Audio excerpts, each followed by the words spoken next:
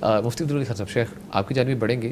پوچھا گیا ہے کہ میں اپنی والدہ کو ذاتی خرچ کے لیے پیسے دیتا ہوں، مگر والدہ وہ پیسے اپنے ایک دوسرے بیٹے کو دے دیتی ہیں، تو مجھے والدہ محترمہ کے متعلق کیا ذہن رکھنا چاہیے اور یہ سلسلہ جاری رکھنا چاہیے یا نہیں؟ یہ سلسلہ جاری رکھنا چاہیے نہیں، بلکہ جاری رکھنا فرض ہے، تیرے اوپر لازم ہے. بڑھا سکتے ہو، بڑھا سکتے ہو، کم نہیں کر سکتے، بند بھی نہیں کر سکتے. اور یہ جو آپ کی والدہ صاحبہ اپنے کسی دوسرے بیٹے کو دے رہی ہے، آپ ہی کے بھائی کو دے رہی ہے، تو آپ اپنی ماں کے متعلق یہ ذہن رکھو کہ میری جو ماں ہے سبحان اللہ کتنی فیاض ہے، اور یہ خرچ کرنے والی ہے، انفاق کرنے والی ہے، صدقہ دینے والی ہے. یہ جو پیسے آپ دیتے ہیں اپنی والدہ صاحبہ کو، یہ آپ کی خوش قسمتی ہے، آپ کی سعادت ہے. اور اگر آپ اس کے بارے میں ذہن میں تھوڑی سی بات بھی لائیں گے، یہ محرومی والی بات ہے. تو آپ دے رہے ہیں، یہ آپ کی والدہ صاحبہ کی ملکیت میں وہ مالک بن چکی ہے.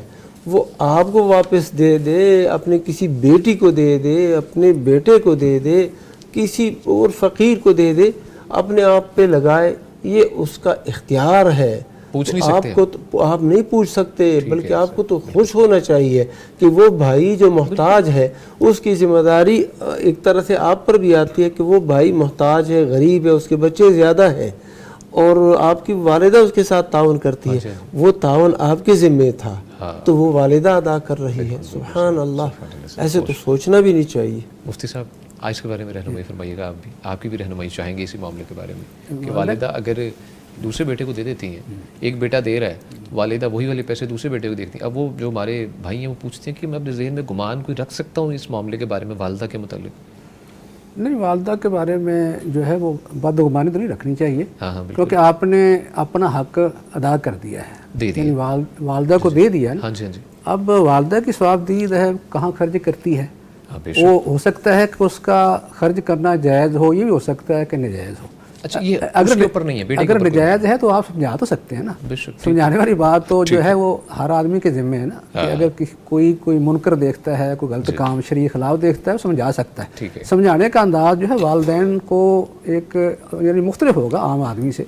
جیسے حضرت ابراہیم علیہ السلام نے اپنے والد کو سمجھایا تھا بار بار یا اباتی یا اباتی یا اباتی کہہ کے، اس طرح بڑے پیار سے والدہ کو میرے باپ، جی اے ابا جان، تو اس طرح جو ہے اب بھی کوئی آدمی اپنے والدین میں غلطی دیکھتا سمجھا سکتا ہے، لیکن طریقہ مختلف. شیخ طریقے پہ اگر تھوڑی سی بات کرتے ہیں کہ طریقہ کوئی خوبصورتی سے ہونا چاہیے. ہم تو آج کل والدین کو بہت معاملہ ہے ایسے موجود ہیں، ہمیں بچوں کی بھی رہنمائی کرنی ہے کہ طریقہ اگر ایک غیر مسلم ہے، جیسے فرما رہے ہیں آپ، ان کو یا ابتی کہہ رہے ہیں، اے میرے ابا جان، تو ہم تو نارمل حالات میں ہم تو بگڑ جاتے ہیں، اللہ معاف کرے. نہیں، اصل میں یہ غلط ہے.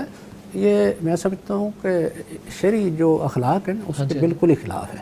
ہمارا دین جو ہے بڑا پیار اور محبت کا دین ہے.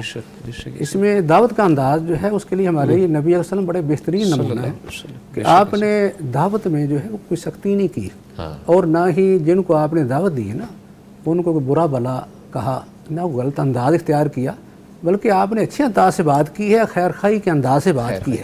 جیسے مثلا آپ نے مکہ میں اعلان فرمایا قولوا لا الہ الا اللہ تفلحوا، کہہ لو لا الہ کہہ دو، اس میں تمہاری کامیابی ہے. پھر یہ بھی بشارت دی، ایک حدیث میں یہ آتا ہے قولوا لا الہ الا اللہ تملک العرب و تدین لکم العجم، کہ اے لوگوں، یہ سارے کیونکہ وہ ذرا سرداری اور چودراہٹ پسند تھے لوگ، آپ نے ان کے مزاج کے مطابق بات کی ہے. آپ نے فرمایا کہ لا الہ کہہ دو، اتنی کامیابی ملے گی کہ پورے عرب کے مالک بن جاؤ گے، اور یہ عجم جو ہے وہ تمہارے تابع ہو جائیں گے. اس طرح کی اچھے انداز سے بات کی ہے، انداز ہی ہے جس میں ترغیب ہے نا دوسروں کو. تو والدین کے لیے بار کیونکہ بڑے ہیں، والدین جو ہیں وہ خواہ غیر مسلم بھی ہوں نا، ان کے ساتھ صلہ رحمی کرنا، اچھا سلوک کرنا. اور نبی صلی اللہ علیہ وسلم نے یہ خود رہنمائی فرمائی ہے نا. آپ نے مکہ کے جو مشرکین تھے، رشتہ دار بھی تھے، آپ نے فرمایا کہ اسلام کے بارے میں تمہارے ساتھ جو ہے وہ مسالت تو اس طرح نہیں ہو سکتی کہ تمہارے دین کو قبول کر دیا جائے یا ہم اپنے دین کو چھوڑ دیں، لیکن جو یہ رشتہ ہے نا صلہ رحمی کا، رشتہ داری کا جو تعلق ہے، صلہ رحمی، یہ میں اس کو قائم رکھوں گا.